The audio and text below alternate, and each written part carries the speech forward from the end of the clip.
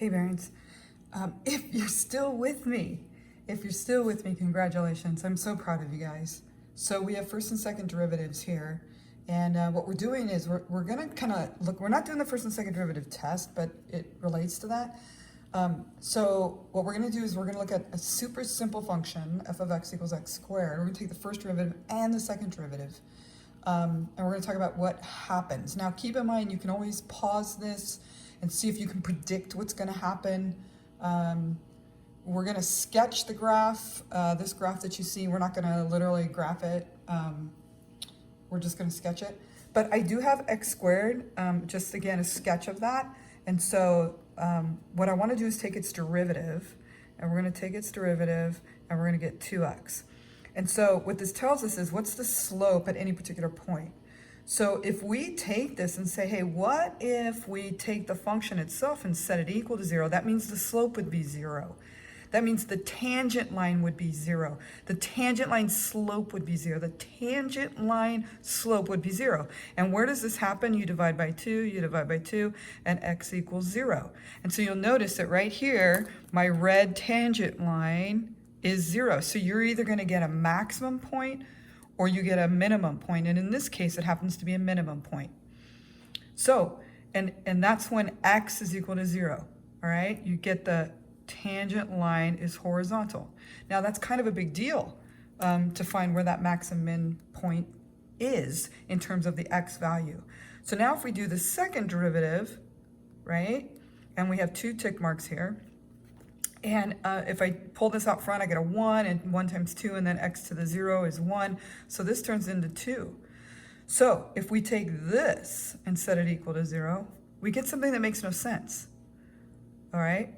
So what this is telling us, 2 equal to 0, which doesn't work, what it's telling us, there's no inflection point. And so then the question is, what's an inflection point? So I have that right here. What's an inflection point?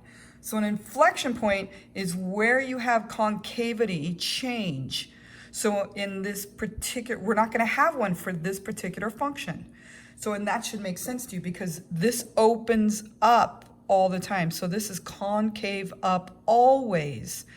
So if there's no inflection point, then it's going to tell me that it's always concave up. If I had an inflection point, then it would probably at some point have to turn around, and then it wouldn't be this function anymore. It wouldn't be an x squared function. Okay?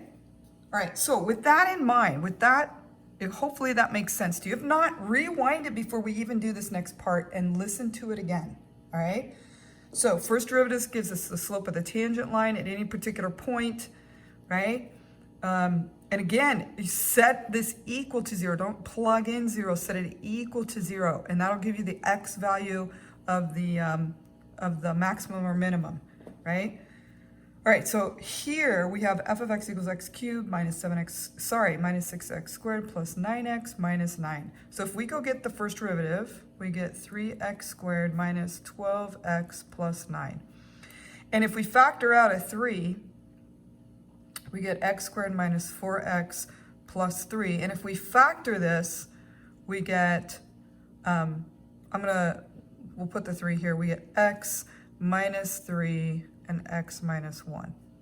So with that being the case, if we set this equal to 0, then my tangent lines, either a maximum or minimum, occur at 3 and at 1.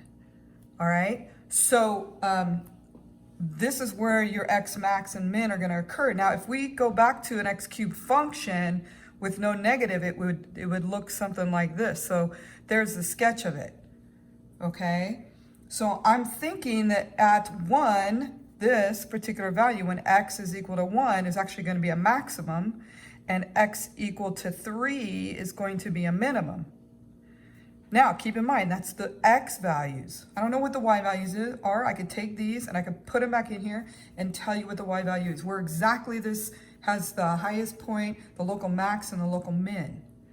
So that's what the first derivative is going to do. And again, we take the function and we set it equal to 0. You do not sub in 0. All right, so actually, if we were to sub in 0, then we would know at x equal to 0 that our slope is 9. So we know what's going on at that rate. It's pretty steep. So now if we do the second derivative, we're going to get our inflection point here. We're going to get this inflection point, okay? So if we do the second derivative, and I'm going to go back to this particular function, we're going to get 6x, right? 2 times 3, subtract 1, so we get 6x minus 12. And we could take 6 and we could factor that out. And if we set it equal to 0 again, we get x equals 2, which means my inflection point occurs at x equal 2. All right, so this function is going to do something like this.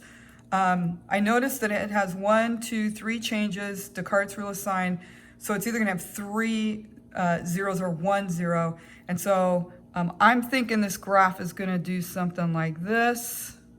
Something like this, and this is 1, where x is 1, and this is 3, the low point, and then what was my inflection? X equals 2. So right here, this goes from being concave down to being concave up.